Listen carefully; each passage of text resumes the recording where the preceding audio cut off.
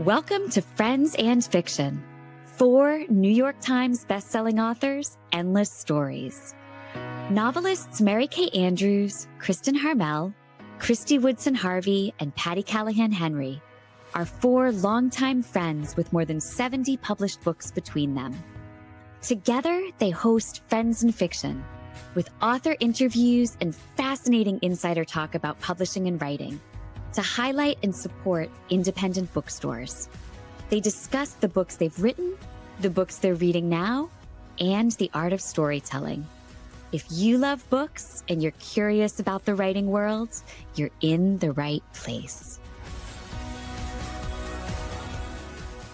Hello, everyone. Welcome to the Friends of Fiction show. I'm Kristy Woodson Harvey. I'm Kristin Harmel. And this is a special Dark Week episode of Friends and Fiction. We are 4 New York Times bestselling authors who gather every week to pull back the curtain on the writing life and talk about the books you'll cancel your plans to read. We were actually supposed to be off tonight showing you an episode from our vault, but Kristin and I decided instead to bring you a special peek at 3 books we are so excited about from our publisher, Gallery Books. Now, in addition to this web show, Friends and Fiction has a Facebook group of more than 350,000 members, a YouTube channel, a podcast, an Instagram feed, a separate book club, and a killer newsletter on Substack. We are a book community like no other. And Gallery, which has been my publishing home since Slightly South of Simple in 2017, and Kristin's publishing home since The Sweetness of Forgetting in 2012, is a publisher like no other. In addition to a robust fiction line, which includes the 2 of us, plus writers such as Christina Lauren and Ruth Ware, Gallery is also very well known for its nonfiction, including recent memoirs for Britney Spears, Jill Biden, Charlie Sheen, Stanley Tucci, and Debbie Gibson. Much like Gallery, here at Friends and Fiction, we love the story behind the story and talking about the moment when a book grabs you and won't let go. And we are here tonight, just like we have been every Wednesday night for the past 6 years, to do just that. You can find out more about us and all we have to offer, including our Substack newsletter, at friendsandfiction.com.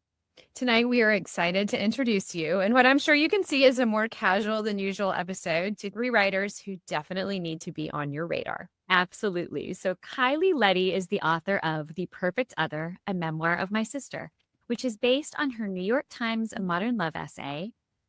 Years ago, my sister vanished. I see her whenever I want, which I just read the other day. Oh my gosh, I was in tears. It was so moving. Her writing has appeared in the New York Times, New York Magazine, Parents, and Q Code, among others. In 2023, she was named on the Forbes 30 Under 30 media list. She holds a BA from Boston College and an MSW from Columbia University. She's a licensed therapist and teaches creative writing at Gotham Writers in New York. We were just talking about writing classes. Tonight, we'll be talking to her about her debut novel, Worse Than Strangers, which just came out last month. Kristy, can you bring Kyleigh on? Absolutely. Welcome, Kyleigh. We can't wait to dive into talking about your book. But first, we want to introduce viewers to another Gallery author, Natalie Messier, whose debut, Every Version of You, just came out earlier this month. Natalie is a Reese's Book Club LitUp Fellow and Los Angeles-based screenwriter. She has worked as a writer's assistant for the series Severance and Chicago Fire, and her scripts have received recognition from NBC, Disney, Paramount, Final Draft, The Blacklist, NHMC, and the Austin Film Festival. Originally from South Texas, she is a proud Mexican American. When she's not writing, she can be found searching for LA's best matcha lattes, reading romance novels, and cuddling with her 2 cats. Tonight, we are going to be talking to Natalie about Every Version of You. So let me bring Natalie on too. Hi, Natalie. Good. You're welcome. And now finally, we have a veteran author who you should absolutely be reading. Kyleigh Leddy, whose Happy Ending came out in April, is a USA Today bestselling author who writes romantic fiction reflecting the belief that everyone deserves a love story. When not dreaming up her next novel, you will find her reading, trying new recipes, savoring nature, and soaking up time with her big, beautiful family. In addition to Happy Ending, which is her first novel with Gallery Books, she's also the author of the 7-book Bergman Brothers series and the 3-book Wilmot Sisters series. Tonight, we'll be talking to Kyleigh about Happy Ending, as well as her upcoming novel, Love Interest, which is due out this January. Kristy, can you bring Kyleigh on? Hi, Chloe. Hey, Chloe. How are you? Forgot. I was like, I always want to mute because I always get a tickle at the worst moment. And then I forgot. That's my wonderful entrance.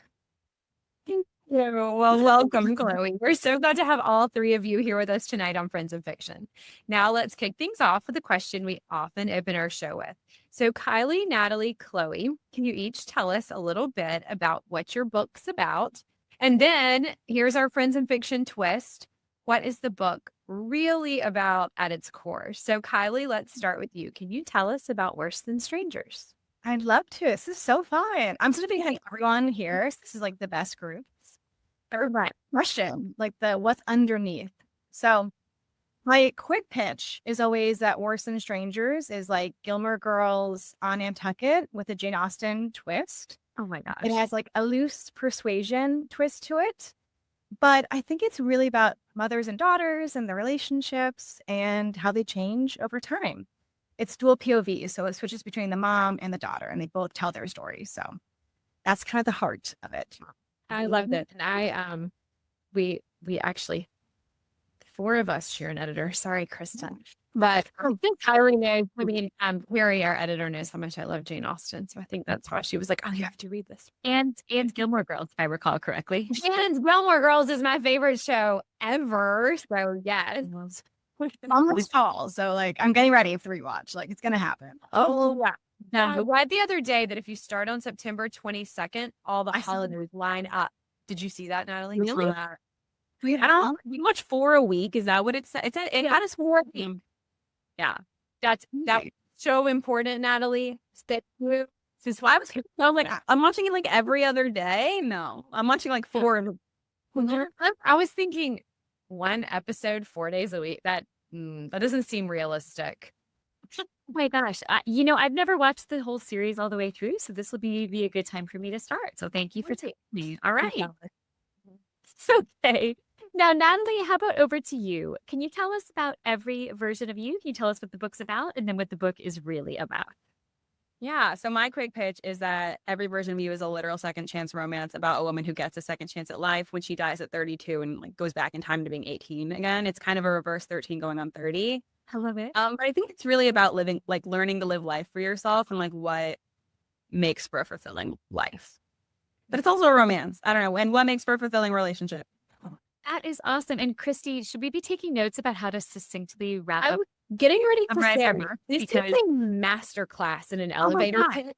Because I'm always like, when this happens and that happens. Like, I can't.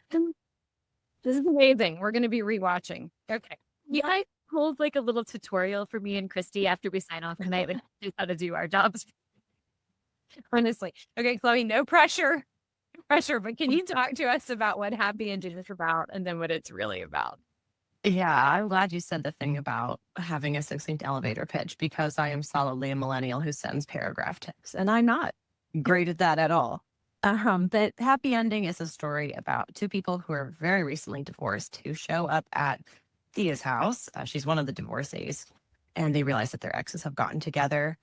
They're hurt, they're mad, so they lie on the spot about having a history, old friendship, first loves. But they realize they're a little too raw and heartbroken to actually try to fake date or pass as remotely happy people. So what ensues is a real friendship that blossoms over 2 years. It's in dual timeline. So it's friends to lovers. It's finding love after heartbreak. And I would say at its heart, the story is about what love means to you and the fact that it is always going to involve risk. The risks are going to look different from person to person and parts of your life, but you have to decide if it's worth it to you to open your heart. Awesome. I'm so happy that we're getting to share all these books with our viewers. This is awesome. Okay. Now, Kyleigh, Worse Than Strangers is your debut novel, but it's not your first book. A few years ago, you wrote The Perfect Other, a memoir of my sister, which Kirkus Reviews called a moving and deeply felt memoir, and Publishers Weekly called gutting in its intensity. How different was the process of writing a novel, and what did you learn while writing that memoir that helped you as you tackled writing Worse Than Strangers? Yeah, thank you. I heard you before you introduced us that you had just read the essay in the New York Times. So thank you. That's so kind of you. And oh my God, it was so moving. So moving. Oh my goodness. if I had known we'd be reading my writing like 5 years ago, I think I'd like be freaking out. Like that is true. Thank you. Very kind. But this memoir is so different and it's similar in some ways. I think obviously there was more relief in writing that and the sense of escape you get on the page and to enjoy it, the process of writing more. But one thing that I was surprised by is that it still feels vulnerable. And I thought, like, I wrote a memoir at 22, which is a crazy thing to do. I think, like, that's something. And then you live your life in a very vulnerable, open way as a result. And I kind of felt like I was bulletproof from that experience. And then my first novel comes out, and oh my gosh, I am a nervous wreck. Like, it still, like, feels revealing in a sense. And I think that's just very funny about fiction. Well, I think that means that the novel's working, though, because I think that for a novel to work, you have to feel like you've kind of bled some of yourself onto the page. And it sounds like you do feel like you did that, which I think means you went about it the right way. Yeah. Thank you. And it's fun to make things up. That's a fun part. Yeah. It really is. It really is. Okay, a similar question for you, Natalie. Every version of you is your debut novel, but you've been writing scripts for quite a while. So can you tell us a bit about the difference between writing for screen and writing a book? And how do you think your background in screenwriting helped you? Yeah, so I wrote books first. When I was like really little, I wanted to write books. And then I kind of stopped reading for a while in college. I mean, I read a lot of fan fiction, but I stopped reading published books. And the fan fiction was for TV shows, so I pivoted to TV. TV is just really, like, TV scripts are really clean, you know? Like, one episode of television could be as little as 35 pages if it's a half hour. And so, like, you have to really, like, consider if every line and every word matters in a way that you still do for books, but, like, not to the same rigidity. Like, you can kind of just have fun with it.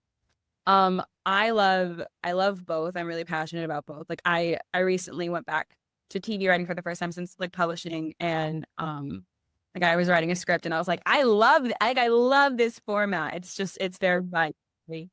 I don't have to worry about why the character is doing that. That's open to interpretation. But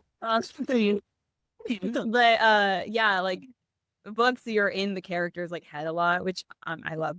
Also, it's also just a lot faster. I think like part of why I wrote TV for so long is like, you can write it, like I could write a script in a weekend.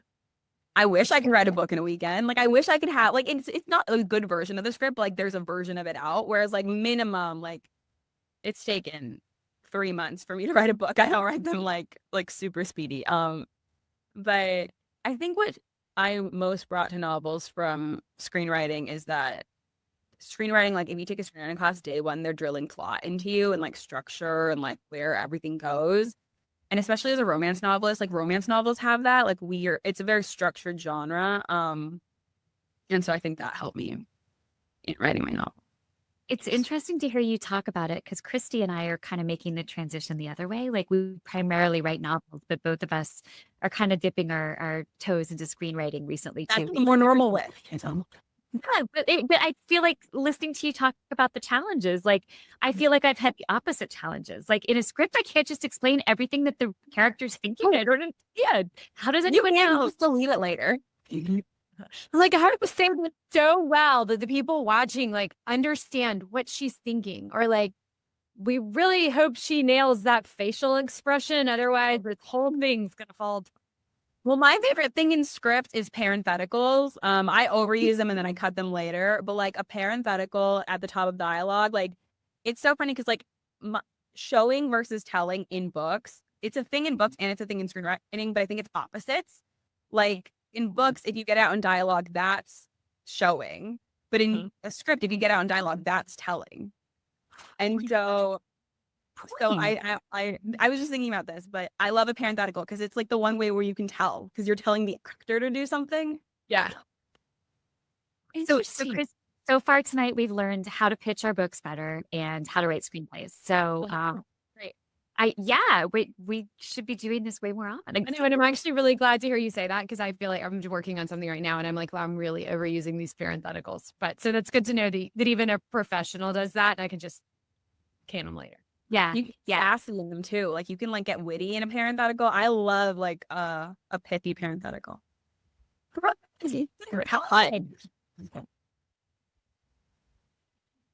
So over to you, Chloe. I believe your first novel, and correct me if I'm wrong, but I think your first novel was the new adult romance Only When It's Us, which was the first in the Bergman Brothers series. Is that right? Okay. And from what I understand, you had a really interesting path to publication. I think the book was a TikTok sensation, right? Which paved the way for a publishing deal. Am I correct about that, or am I slightly misconstruing it? I was trying to do a little bit of research and figure it out, but I could be totally be wrong. Yeah, I'm not one of those people who like truly blew up on TikTok. I've got a couple friends who had the true viral sensation, like my friend Sarah Adams, the cheat sheet, and BK Borison's Love Light Farms. That was like instant. My entire professional journey has been slow and steady wins the race. So Same. I published April 2020, originally self-published, and the world was very freshly burning. I almost didn't publish it because I was like, I don't know what's going to happen tomorrow. People are dying, people are suffering, and I'm going to release this book about smooches and happily ever after. But obviously, there was a lot more to that. There was a subplot of grief, there was healing and growth journeys. And I talked to a couple friends, and they're like, just do it, Chloe, because whoever needs that story will find it.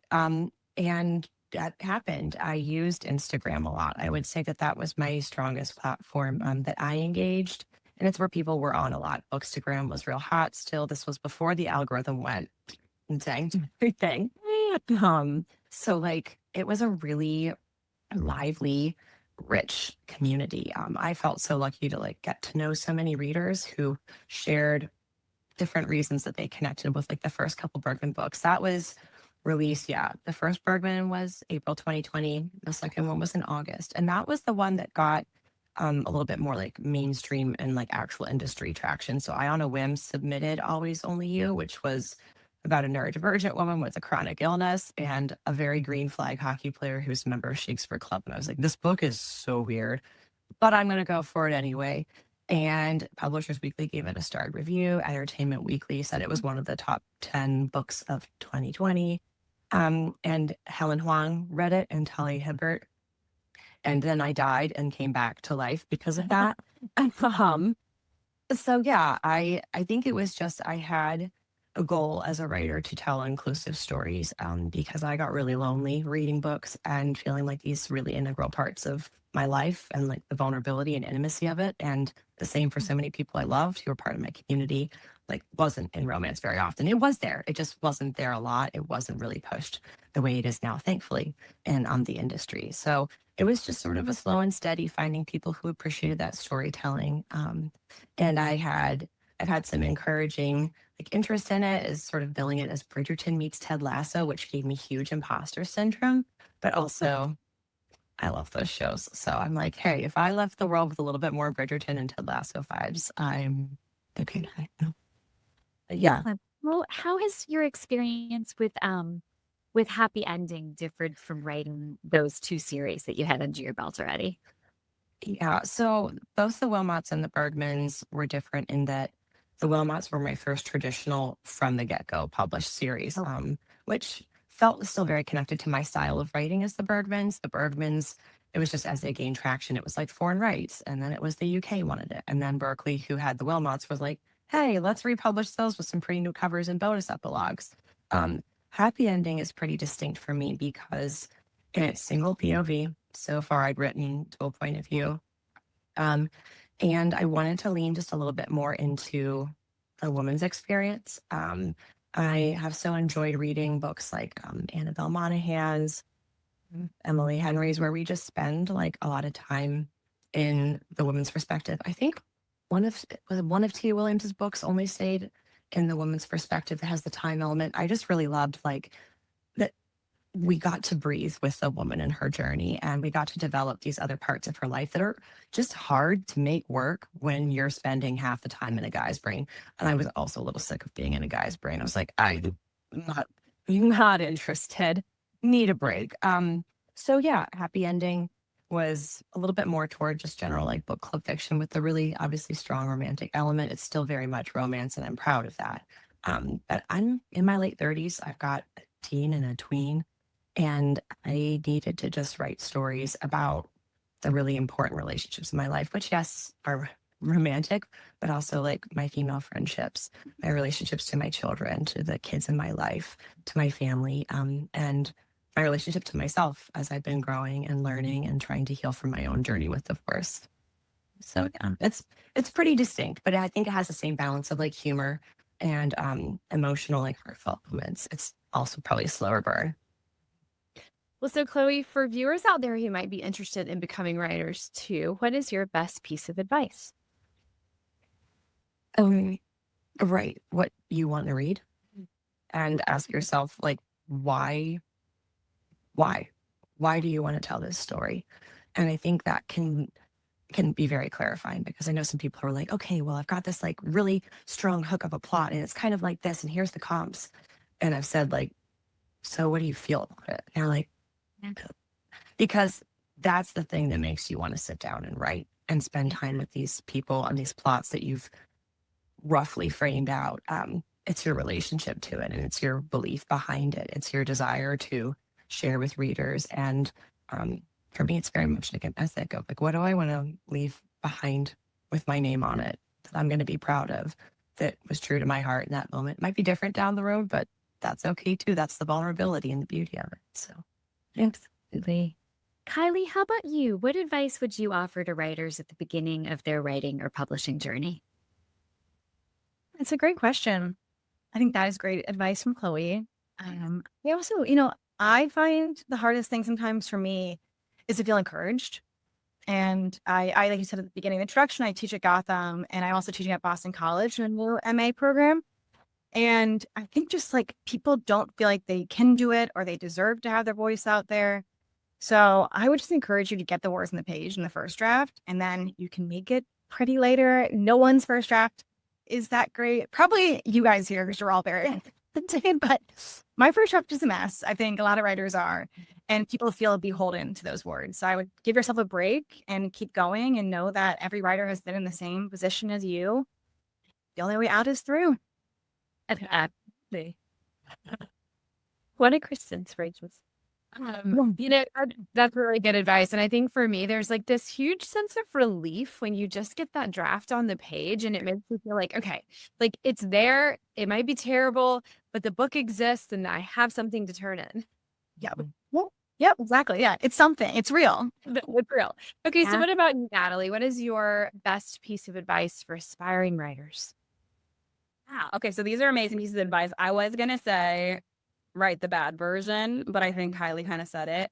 But I think for me, what has been really important, I started trying to write books when I was 12. I didn't have anything come out until I was 31. I guess I had scripts when I was like 30, but I think you just have to like the process of writing without a result, like learning to just like doing it. And just because I think a lot of people are like, I want to be published, and that's valid. And in the days of self-publishing, like you can make that happen tomorrow. Which is, I mean, hard, like just self-publishing is so hard. I'm always like in awe. But like, yeah, just like enjoying writing. Maybe not for as long as I did, because I would like write a book. Like this is the 6th novel I ever wrote a draft of, and like I would just write them and then like put them away and just be like, that was done. I had fun with that.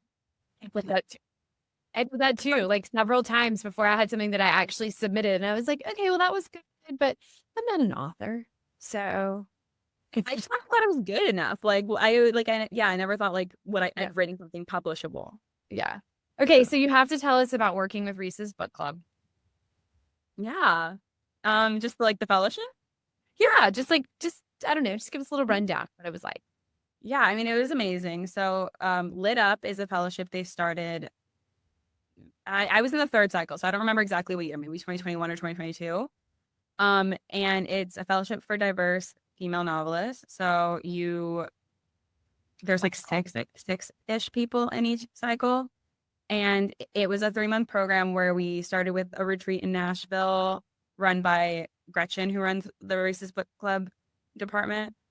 And then you get paired with a mentor. So Cheska Major is my mentor.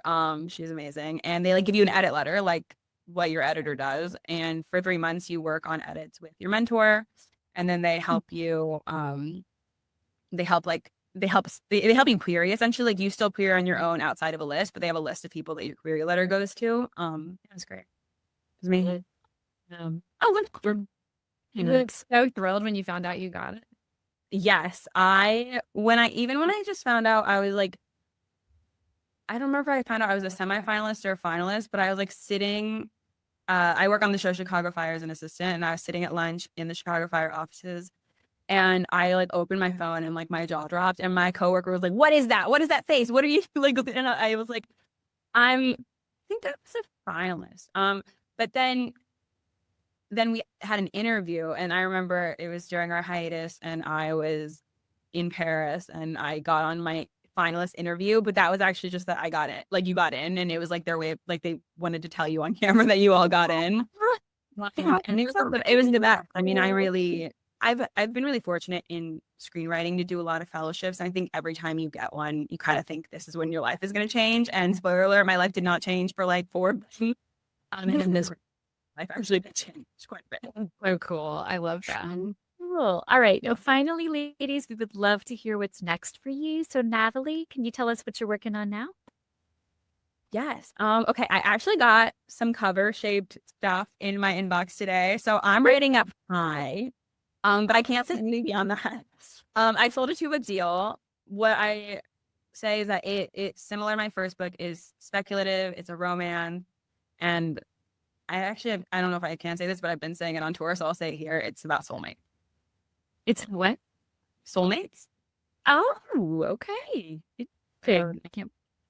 All right. What about you, Kyleigh? What are you working on right now? Yeah, so I have a new book coming out next August. Is the current pub date? Hopefully that stays. I'm in edits right now with Carrie, who 4 of us work with, and I'm obsessed with, and I got some parts back, so I'm writing that. Good. Hearts are good. Her handwritten ones. Yeah. Small for me. Like, I have no tattoos, but I want Carrie Farron's like hearts. Like, I'm like, I don't.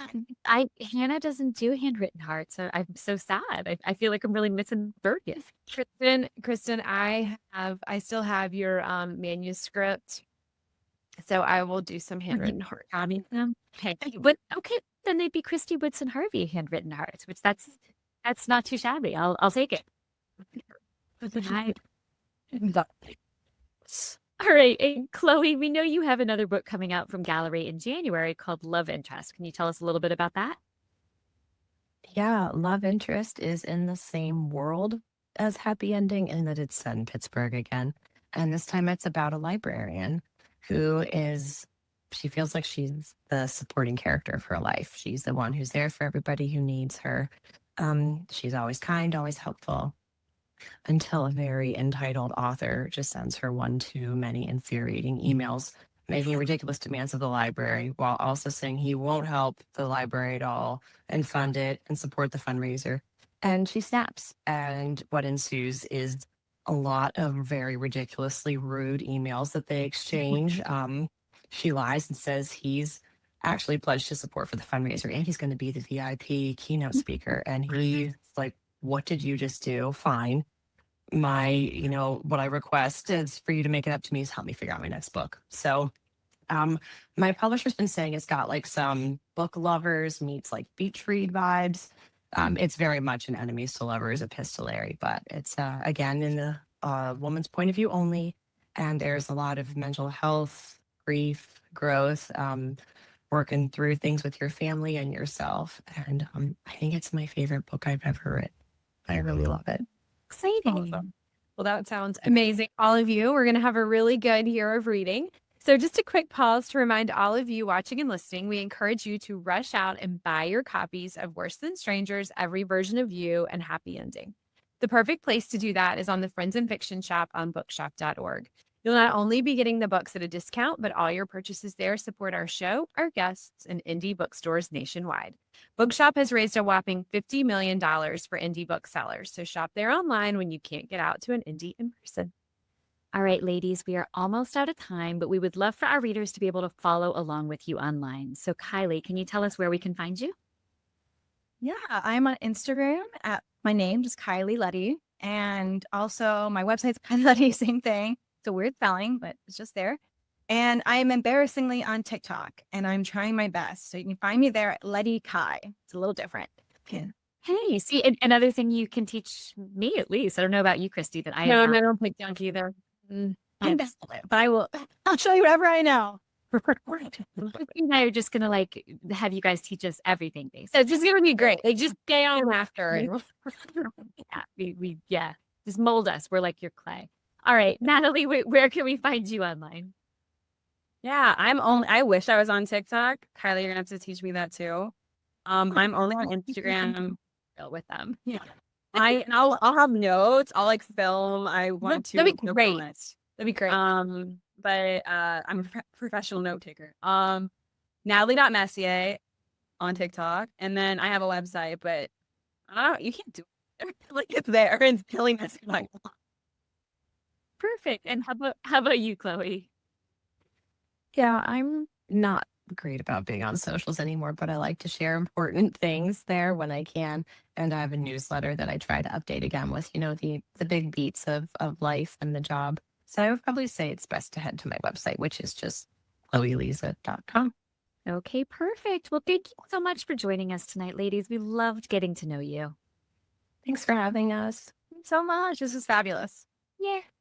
We also want to remind you that Kristin's brand new book, Meet Me in Paris, is new this week. This episode is pre-recorded, so she's out on tour as we speak. And my next novel, do I have it? Oh, I have one right here. Falling for Peachtree Bluff is coming out in a month and a half. I can't even believe it. So keep an eye out for both of those gallery books too. And I was just going to put in a little plug also, since we were talking about social media, that a lot of you have actually already found this and are following it, but we have started a really fun fake account where the Peachtree Bluff Inn. So it's at the Peachtree Bluff Inn. So if you want to go follow along and really immerse yourself in Peachtree Bluff, check it out. You are reminding me that I have not followed it yet, Kristy, and I will, and I'm sorry. I'm on it. All right. So be sure to tune in next week when Ron and I will welcome Jo Piazza to discuss her new novel, The Parisian Heist. That show will air on the Friends and Fiction Facebook page and YouTube channel on Wednesday, August 5th at 7 p.m. Eastern, and it'll be published to our podcast for your listening pleasure on Friday, August 7th. Thanks to all of you out there for being with us for this special Casual Dark Week episode, and we will see you next time. Hi, everyone. Thanks for tuning in to Friends and Fiction, hosted by New York Times bestselling authors Mary Kay Andrews, Patty Callahan Henry, Kristy Woodson Harvey, and Kristen Harmel. Follow us on Instagram and Facebook, subscribe to our Substack newsletter, and catch us on Facebook and YouTube, where a new episode of our show airs every Wednesday at 7 p.m. Eastern. You can also listen to Friends and Fiction wherever you get your podcasts. Find out about all this and more at friendsandfiction.com. We're so glad you're here.